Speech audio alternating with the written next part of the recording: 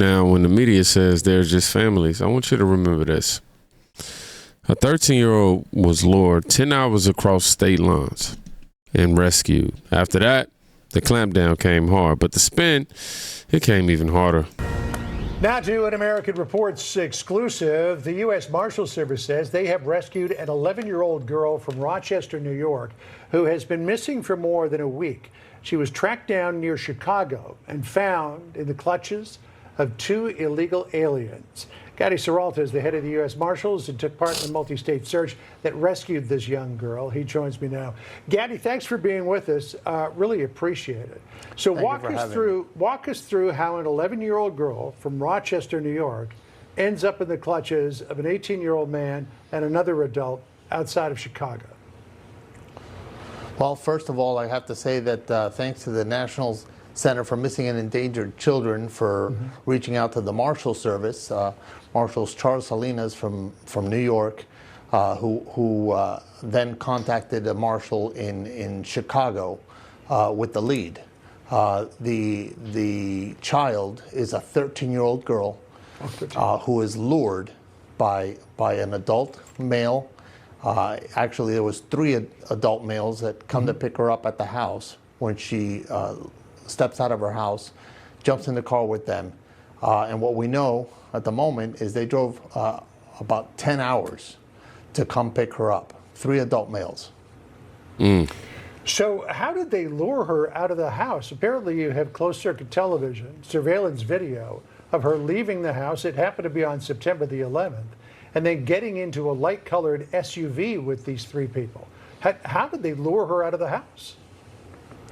So there was communication with the 18-year-old in this group of individuals. There was an 18-year-old that was either texting or some other online social media presence, and was able to bring her out and convince her to go with him.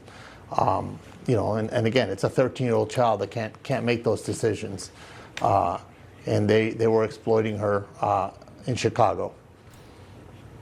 Right. Well, Gadi, thank you so much for being with us. We're glad that you found this young girl and that she is safe now, and we look forward to hearing more information about how this all went down. Really appreciate your time, sir.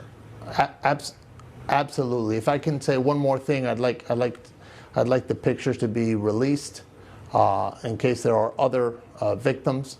We did find another child in that house that was also a minor. Start with the fact pattern. Marshals track a 13-year-old to Chicagoland and find her with 2 men here illegally. Social media contact. This is why, man, you got to stay on top of your children. I know I'm getting old. I'm adding S's to stuff that don't need S's on it, but in all seriousness, a multi-state search. This is why enforcement exists.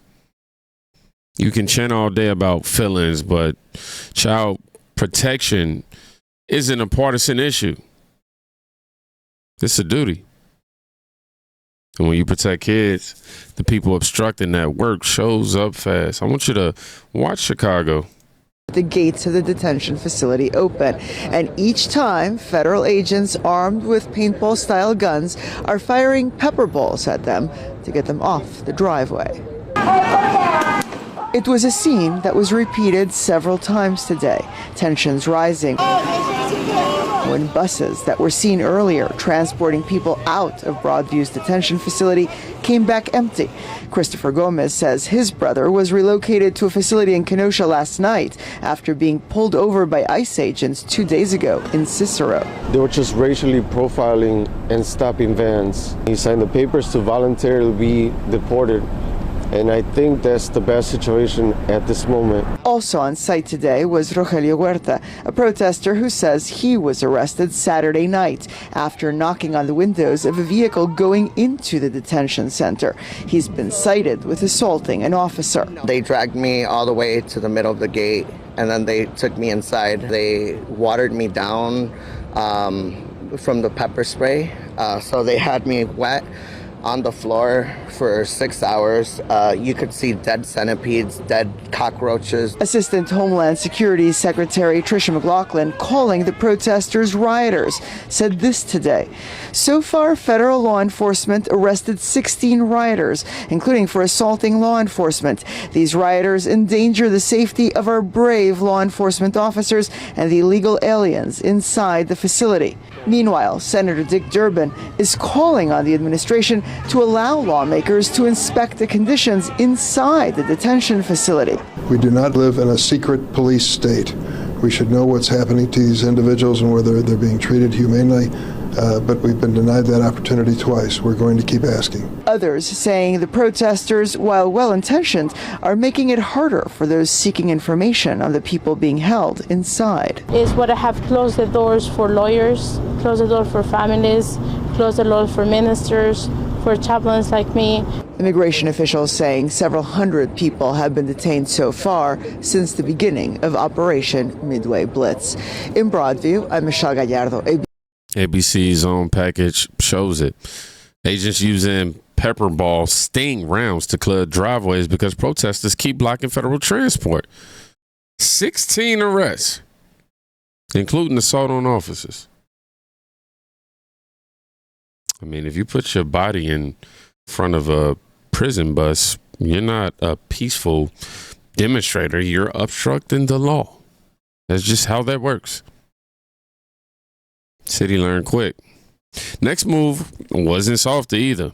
It was infrastructure. A handful of protesters remain outside the Broadview processing center, some of them telling us they noticed the fencing went up around the facility in the middle of the night. It's disturbing. It's disturbing. It's another attempt at infringing people's right to express themselves publicly.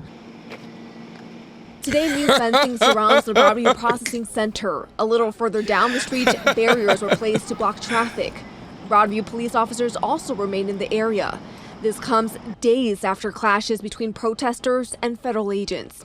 Agents used white smoke and pepper pellets to disperse crowds as protesters blocked the entrance of the driveway. The Department of Homeland Security says 16 protesters were arrested outside the Broadview processing center, including for assaulting law enforcement. In a statement in part, the Department of Homeland Security says today DHS is extending fencing surrounding U.S. Immigration and Customs Enforcement's Broadview Processing Center after rioters and sanctuary politicians obstructed law enforcement through tear gas cans, rocks, bottles, and fireworks, slashed tires of cars, and blocked the entrance of the building and trespassed on private property. Demonstrators have expressed concerns over Operation Midway Blitz and have called on ICE to stay out of their communities. The Trump administration says it's targeting undocumented immigrants with criminal offenses. Due to the fencing, federal agents are just using one side of the street to enter and exit the facility. Demonstrators that we spoke to worry that this will now give them a limited line of sight as far as how operations are being handled. ICE detains a suspect. The guy filming cusses out officers and gets told to move. Basic scene safety. The online spin claims inhumane while an arrest is happening in public view. You don't like the law? Change it. But screaming at federal agents doesn't, confer immigration status. Now, here's where media narrative tries to erase everything that we just saw. All right? Enter the CNN package, if you will. I never thought I would leave. 14-year-old Isaac is self-deporting, leaving Texas for Honduras. We traveled with him as he joined his mother, who was recently deported. Flight attendants just on doors for arrival. Cross-check, please stand by for the all call.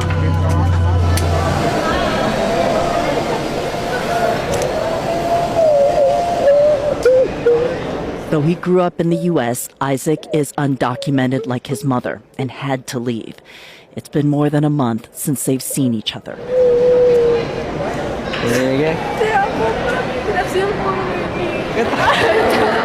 I am happy, but not complete.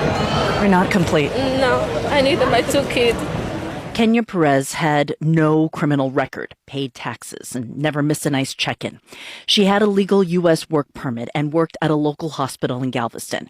In the 10 years she lived in Texas, she had 2 children, 6-year-old Febe and 9-year-old Angelo. They're now stranded in the U.S.